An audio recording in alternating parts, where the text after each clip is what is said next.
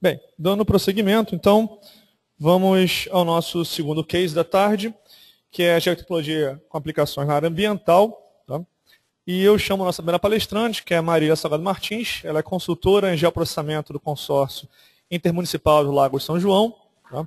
E a temática específica, o título da sua palestra é Gestão de Geotecnologias, a experiência do consórcio intermunicipal Lago São João e do Comitê de Bacia Hidrográfica Lago São João.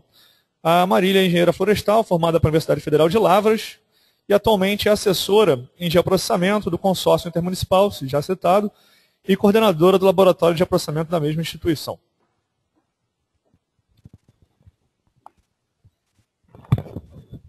Rita, deixa o microfone sem fio com ela.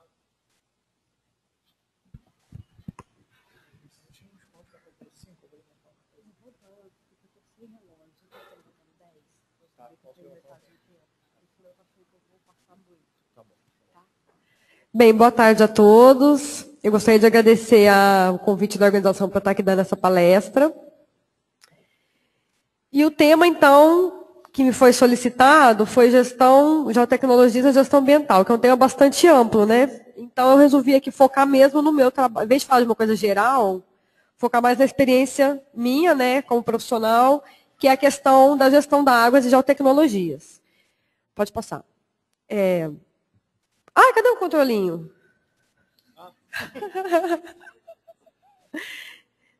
Gente, eu falo rápido, eu sou mineira, então eu puxo o R, eu estou gripada, então pode ser que vocês tenham, às vezes, um pouco de dificuldade de entender o que eu estou falando. Bem, eu dividi a apresentação da seguinte forma. Primeiro eu vou falar um pouco sobre a minha instituição, o trabalho, para que vocês possam entender até onde eu consigo ir hoje com a utilização dessa ferramenta. Depois eu vou falar um pouco do processo de utilização da geotecnologia nessa instituição e o que a gente está fazendo hoje. Então, o consórcio, como o próprio nome diz, é um consórcio intermunicipal. Quando vai ter uma obra grande, não faz um consórcio de empresa, junta um monte de empresa para fazer uma obra. Isso aqui é como se fosse isso. É um grupo de prefeituras da região dos lagos e da Serra do Mar ali aqui do Rio de Janeiro, que se juntaram e fizeram uma ONG para estar facilitando articulações de políticas públicas ambientais na região. E esse movimento surgiu no final da década de 90, por conta da questão da poluição da Lagoa de Araruama, que é uma região, a Lagoa de Araruama, a vocação econômica da região era essencialmente turística, e por conta da questão da poluição que estava muito severa, a lagoa chegou a eutrofizar, estava tendo um declínio econômico muito grande. E então, essas secretarias municipais resolveram se articular junto com, na época, um representante da antiga Serla, né, que era a Superintendência de Lagoas lá do Estado do Rio de Janeiro, para fazer essa instituição. Então, o objetivo, a missão é aprimorar, capacitar, agilizar e democratizar a gestão ambiental pública, implementar projetos de melhoria e conservação ambiental e captar recursos para financiá-los. Então, vou colocar... Opa! Então, o consórcio, como que ele funciona? Ele é uma instituição essencialmente de articulação política. Então, ele tem um conselho de associados, que é formado pelas prefeituras, pelas empresas e ONGs da região, e representantes do governo do Estado, da área ambiental. Tem uma diretoria, que é composta por um presidente, um vice-presidente, um secretário executivo, que são prefeitos, geralmente, da região dos lagos. Junto com essa diretoria atua um conjunto de ONGs da região, que sempre, essas ONGs geralmente são formadas por moradores que estão vendo os problemas acontecer e vão lá para poder tentar articular, um conselho fiscal e uma comissão executiva. E tem uma secretaria executiva, que é onde eu trabalho. Essa secretaria executiva é formada por um secretário, por 2 coordenadores, e aqui, no caso, tem eu que sou assessora. E essa secretaria que faz essa roda toda funcionar. E o consórcio também, ele foi criado na mesma época, mais ou menos, que começou esse debate depois da lei das águas, da criação dos comitês de bacia. E as mesmas pessoas que formavam o consórcio foram as pessoas que formaram o comitê de bacia. Então, ele já nasceu com essa relação muito próxima com a gestão dos recursos hídricos. E quando foi em 2005 que o Comitê de Bacia Lago São João foi criado aqui no estado do Rio de Janeiro, o consórcio sempre atuou executando recursos em prol das ações do comitê. E quando foi, há 2 anos atrás, em 2011, o consórcio veio assumir a função de agência de bacia do Comitê de Bacia. O que isso significa? Todo mundo aqui paga pelo uso da água, né? E parte desse recurso, ele tem que ser usado para ações de recuperação e manutenção da qualidade e da quantidade na água na bacia hidrográfica. Quem que delibera como é que esse recurso vai ser usado? O Comitê de Bacia, que é um colegiado de pessoas que usam a água e que vão decidir, vai fazer isso, isso, assado. Só que o comitê ele é uma reunião, ele não tem um CNPJ, ele não contrata a pessoa, ele não faz nada, ele só decide. E o consórcio, então, entra para poder estar agilizando e executando esses recursos, contratando, enfim, gerenciando. E eu, então, entro aqui com a parte toda de geotecnologia, nessa miscelânea de possibilidades. Então, ano passado, aqui na apresentação, teve uma moça do IBGE que falou isso aqui, ó. Opa. Tudo que acontece em algum lugar. E isso parecia ser parte de algum conceito. Então, foi partindo disso que a gente começou o trabalho lá. Porque a gente sabe que tem as secretarias de meio ambiente, que estão sempre produzindo dados. A gente sabe que tem as concessionárias de água e esgoto, que estão produzindo dados geográficos. Então, a gente trabalha lá muito tentando organizar isso tudo. Então, sempre que a gente tem isso, a gente tem uma informação espacial. Então, a gente tem essa possibilidade, né? E houve uma popularização muito grande do uso dessa geotecnologia nos últimos anos, por causa de Google Earth, de GPS de carro e tudo isso. Então, é dentro desse contexto todo lá que a gente entra, né? E a história de trabalho do geoprocessamento do consórcio, ele começou, eu coloquei aqui 5 passinhos. Em 2009, da seguinte forma, compara o computador, muito bom, colocaram lá e foram enfiando tudo que eles achavam que era de informação espacial dentro desse computador. Desde mapa de PDF, até Shape, até AutoCAD, até texto, documento, tudo. Em 2010, eu comecei o meu trabalho lá. E aí a primeira coisa que eu fiz, então esse computador foi sendo entuchado de coisa dentro, foi fazer uma organização desse monte de coisa, que foi um trabalho que durou aí mais ou menos 2 anos. Então, eu fiz uma triagem inicial separando o que realmente dava para usar como dado espacial de imediato e propus uma estruturação disso numa forma que eu chamei de base de dados, que não é um banco de dados, é simplesmente uma estrutura de diretórios que organiza esses dados espaciais. E com essa organização, foram criadas algumas regras para os dados, a partir desse momento, entrarem dentro dessa base, alguns padrões de nomenclatura, de projeção de metadados e alguns fluxos para entrar, organizar e sair dados de dentro dessa base. E, além disso, a gente fez também um trabalho muito legal, que eu não vou detalhar aqui agora, porque só isso daria uma outra palestra, que foi o desenvolvimento de uma análise de risco ecológico para a bacia hidrográfica, que foi um processo participativo, onde foram convidados especialistas em determinados temas da região, focado em recurso hídrico, né? Para a gente olhar para essa bacia hidrográfica, que é essa região aqui, e dizer quais, também baseado em escalas de cores, quais eram os lugares que estavam com a integridade ecológica do recurso hídrico mais alterada e quais eram as áreas que estavam mais conservadas. Com isso, a gente conseguiria ter um direcionamento de ações, recursos e políticas públicas para esses locais, que no final deu esse resultado aqui. Então, está aqui o mapinha. Aqui são as fotos das oficinas e tal. Quando foi em 2012, aconteceu uma coisa assim, muito interessante, porque eu estava lá e já tinha tudo organizado, já tinha finalizado essa primeira etapa. E, como a gente é um consórcio de prefeitura e de secretaria de meio ambiente, a gente sabe exatamente como que essas secretarias fazem os seus processos de tomada de decisão. E a gente percebe que existe uma carência muito grande de critérios técnicos e de ferramentas para que a decisão seja menos personificada a tal e tal secretário. E eu, como pessoa que trabalho com isso, sei do potencial dessas ferramentas de processamento para auxiliar nisso tudo. Tanto organizar, quanto analisar, quanto auxiliar no processo mesmo de tomada de decisão. E aí eu comecei a pensar, eu e a minha coordenadora, uma forma da gente estar disponibilizando tudo que a gente tinha organizado para que todo mundo pudesse acessar. E aí, então, a gente começou a pensar na construção de um sistema de informação ambiental e dos recursos hídricos. Que seria, isso aqui foi o primeiro desenho que a gente fez da concepção mesmo, absolutamente conceitual e abstrato. Então, ele seria composto, esse sistema, pela base de dados que a gente tinha, pelos dados dos parceiros. Os parceiros aqui são a Secretaria de Meio Ambiente, o INEA, as concessionárias de água e esgoto, e quem mais lá estivesse produzindo dados geográficos. E a gente somaria isso tudo e teria o que a gente chama de SIG Lago São João. E é aí que entra a parceria do LabGIS aqui da UERJ com a gente nesse processo. Então, o SIG Lago São João ele teria essa cara. Ele seria um sistema web, onde as pessoas poderiam acessar, fazer download, colocar ponto, fazer mapinha mesmo, de acordo com essa base de dados lá que que eu mostrei aqui no slide anterior. Então, nessa primeira fase ainda, quando a gente estava somente com o processo de ideias, sem pensar, eu realmente não sabia como que isso poderia acontecer, a gente fez um workshop, onde estiveram presentes todos os representantes das prefeituras lá da região, para que a gente pudesse definir. Foi uma coisa meio maluca, assim. A gente queria definir as categorias de informação que estão dentro desse sistema, atributo, fonte, escala, nível de acesso, ferramenta, a gente queria fazer tudo num dia só. E aí foi aí que o professor José Augusto veio, deu uma palestra e começou a dar uma norteada mais técnica, até do ponto de vista de tecnologia da informação, de como que isso poderia estar acontecendo. E a gente conseguiu fazer a primeira coisa, então já foi um grande avanço.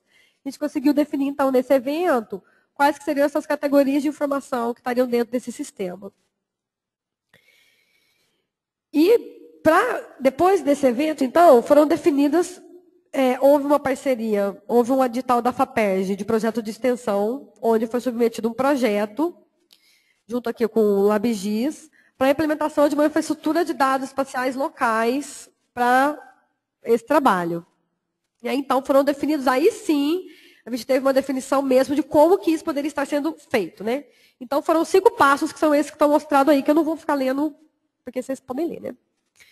E a gente hoje, então, em 2012, que foi ano passado, a gente ficou focado basicamente em traçar esses passos, né? E agora a gente já está, esse trabalho já está acontecendo, já foi feita uma licitação, a empresa já foi contratada, e agora a gente está num processo 2, que é conseguir trazer essas ideias para o mundo, né? Principalmente a questão de modelagem conceitual, normas e padrões, que isso me parece que ainda é difícil de, não sei por que motivo, acontecer, né? Apesar de já ter um esforço ali da Comissão Nacional de Cartografia e tudo.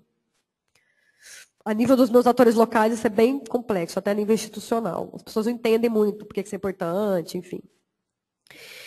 Então, esse ano, que já está acabando, o foco foi de criação desse sistema, dessa plataforma online. E então, eu comecei já a pensar num passo mais à frente, né? Porque o sistema ele vai existir, já vai existir. Ele vai ter lá, a pessoa vai entrar na internet, vai entrar no link, vai ter lá um sistema online. Mas eu quero mais.